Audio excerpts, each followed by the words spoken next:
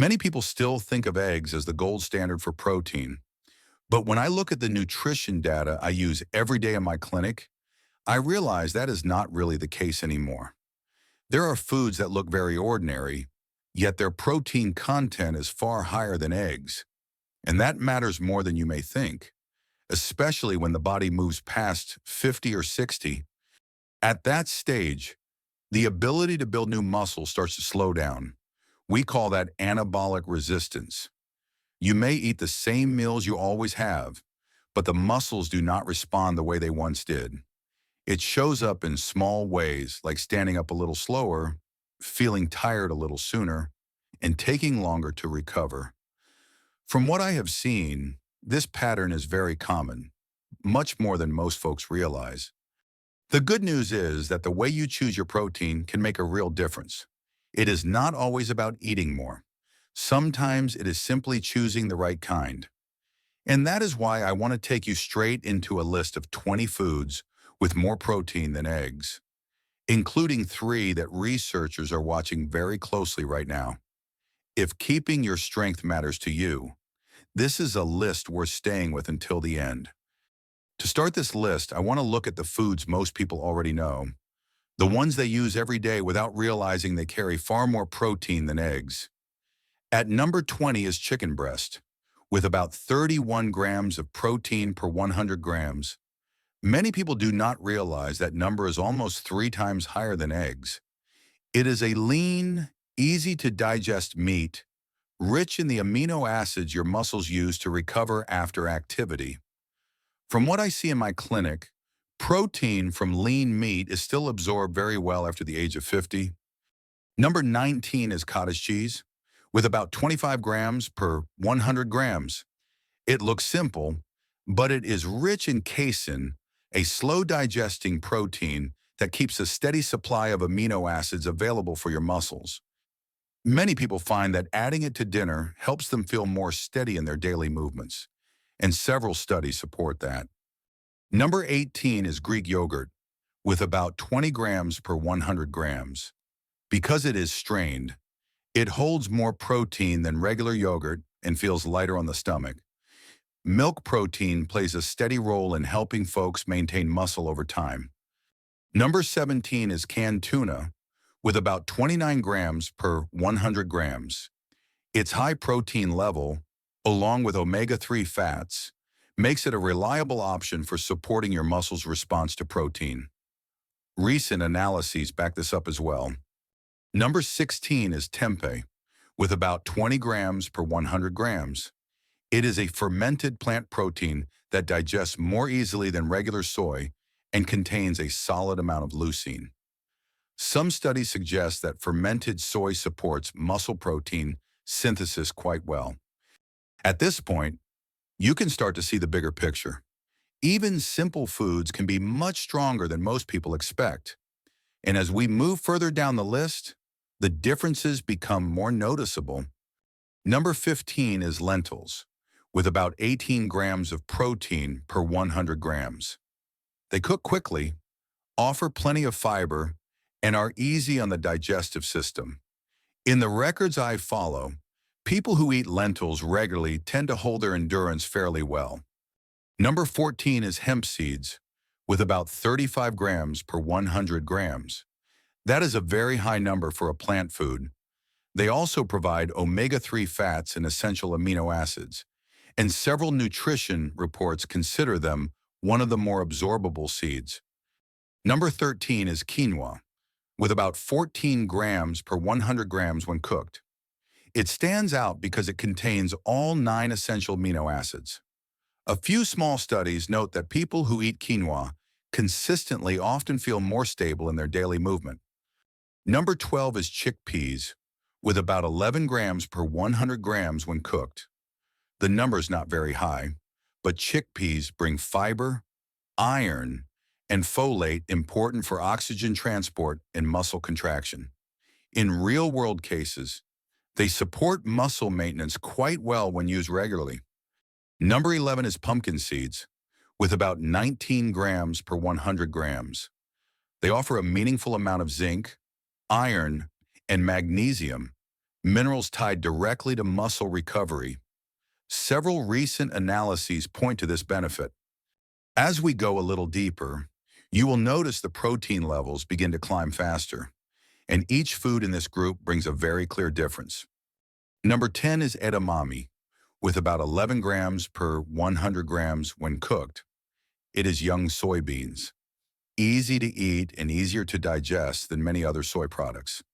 From what I have seen, edamame works well for people who want more protein without feeling heavy. Number 9 is salmon jerky, with about 39 grams per 100 grams. The drying process tends to pull the water out and leave the protein more concentrated, and some omega-3 is still preserved. Many analyses show omega-3 helps muscles respond better to protein. Number 8 is seitan, with about 25 grams per 100 grams. It is made from wheat gluten, yet it carries a dense amount of protein. Its texture leaves many people feeling muscle full quickly. A few small studies note that seitan supports recovery fairly well when used in moderation. Number 7 is black beans, with about 21 grams per 100 grams when cooked. Along with protein, black beans carry soluble fiber that helps steady blood sugar and supports a consistent energy flow for your muscles. I have seen this play out many times in real life. Number 6 is Parmesan cheese, with about 35 grams per 100 grams. This is a firm, concentrated cheese, so its protein per serving is very high. It also brings a substantial amount of calcium, which is key for muscle contraction. Some nutrition reports place Parmesan in the category of protein-dense foods. And now we get into the stronger group, where the protein density really jumps.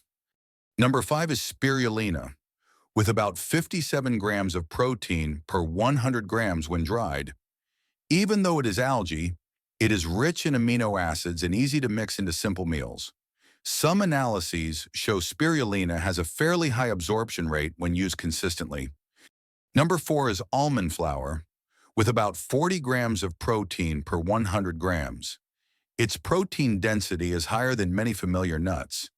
It also keeps much of its healthy fat, helping maintain steady energy through the day. From what I have seen, many people do well when they use it in place of regular flour.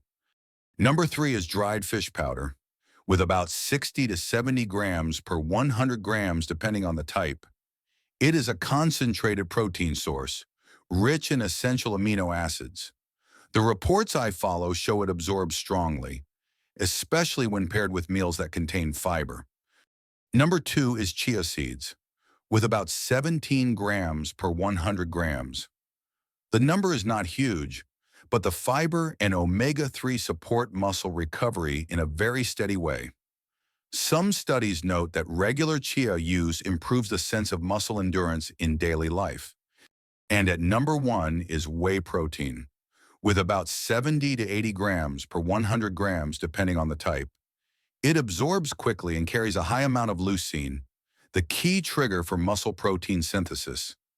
Years of clinical data show whey works well when you need fast, accurate protein intake. Before you think about which foods fit best for you, there is one more point I want you to understand clearly. Your body only builds muscle when the right signal is activated, and past the age of 50 or 60, that signal depends heavily on leucine and on how your body turns protein into new muscle. I want to explain that part as simply as possible.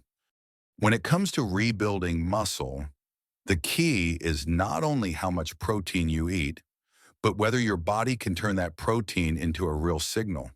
And leucine is the switch that starts that process. It is the amino acid your muscles rely on to begin repairing and forming new fibers.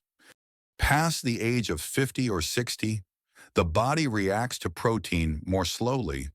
So if a meal does not have enough leucine, you may hit the right number of grams but still not trigger the building process. From what I have seen over the years, this shows up again and again in real clinical cases. When that signal turns on the way it should, you hold your muscle better, you stand up more easily, your balance feels steadier, and you recover faster after activity. And once you understand that mechanism, you can see why a few foods on this list work so well that researchers pay close attention to them. When we talk about foods that work well, even when you are not very active, there are three that researchers mention often. Salmon jerky is one of them. With concentrated protein and a bit of omega-3 still left in it, and I have seen it help muscles respond faster in real cases. Dried fish powders in the same group, because it is almost pure protein, rich in essential amino acids, and it absorbs well even when the meal is small. And the last one is whey protein, which absorbs quickly, carries plenty of leucine, and still works on days when your activity is lower. The only thing to keep in mind is the amount, which is often around 20 to 30 grams at one time, depending on what your body needs. When you take all of this in, there is one point I want you to really keep with you. Muscle loss is not something you are stuck with. I have seen many people improve their strength and stability just by choosing the right protein and getting enough each day. Age can slow the response a bit, but the ability to build muscle is still there if the right signal is turned on. And that starts with very simple choices in your daily meals. Nothing drastic, just the right direction. If this list feels helpful, go ahead and leave a comment. I do read them, and it helps me understand what you are working through. And if you would like me to make more videos like this, just hit follow. I will see you in the next one.